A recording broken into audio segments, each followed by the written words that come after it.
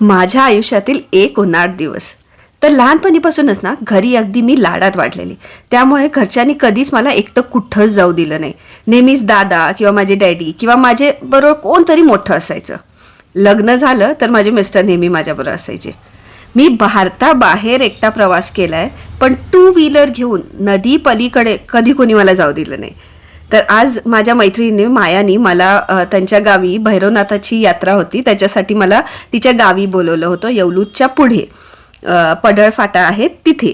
तर तिथे जायला नाही होय करत शेवटी तयार झालो, कारण का टू व्हीलरवरून जायचं होतं. आयुष्यात पहिल्यांदाच असं गाडीवरून कोल्हापूरच्या बाहेर मी जात होते.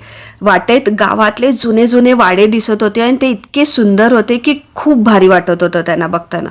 वाटेत मध्ये आम्हाला नदीही लागली आणि आई सांगायची त्याप्रमाणे मी नदीमध्ये एक छोटासा सिक्का टाकला.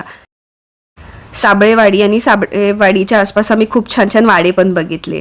आम्ही ज्यावेळी तिथं कार्यालयात पोचलो तर पंक्ती बसलेल्या होत्या. आम्ही मैत्रिणीला भेटलो आणि जेवणाचा बेत काय बघायला गेलो तर तिथं मस्त वडा कोंबड्याचा बेत होता. वडे तर इतके छान छान केलेले होते. पांढरा रस्सा होता, तांबडा रस्सा होता, मटण होतं, चिकन होतं, सगळं अगदी छान तयार झालेलं होतं गावाकडचं. मायाला भेटलो, मायाच्या सगळ्या घरच्या मंडळींना भेटलो आणि मस्त जेवणावर ताव मारला. आज पण तेवढेच चविष्ट वडे मी कधीच खाल्लेले नव्हते जेवढे गावात आल्यावर मी खाल्ले. जेवून आम्ही पुन्हा कोल्हापूरकडे यायला निघालो. वाटेत अशी ऊसाची मस्त शेती लागलेली होती. ऊस तोडणी करणारे बरेच कामगार दिसत होते. काही ट्रॅक्टर भरून कारखान्याकडे चालले होते. आणि परत कोल्हापुरात पोचून मला पुढे गावात यायचं होतं अंबाबाईच्या दर्शनासाठी. आज ठरवलं की आज रिक्षानी जायचं नाही, तर आज आपण बसनी जायचं. बरीच वर्ष झाली KMTने प्रवास केलेला नव्हता. आज म्हटलं आपल्याकडं टाईम आहे तर आपण जाऊन बघूया.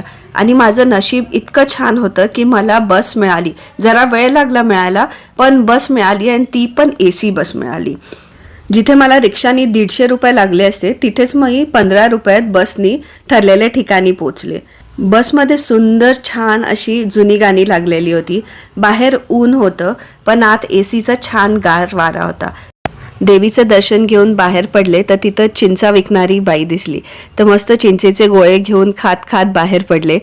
घरी पोचता पोचता मला संध्याकाळ झाली, पण काही गोष्टीच्या बऱ्याच वर्षानंतर केल्या त्यामुळे मस्त मजा आली आणि माझा हा दिवस सार्थकी लागल्यासारखं मला वाटलं. तर तुम्ही असे काही करता का? तुमचा उन्हाळ दिवस कसा असतो?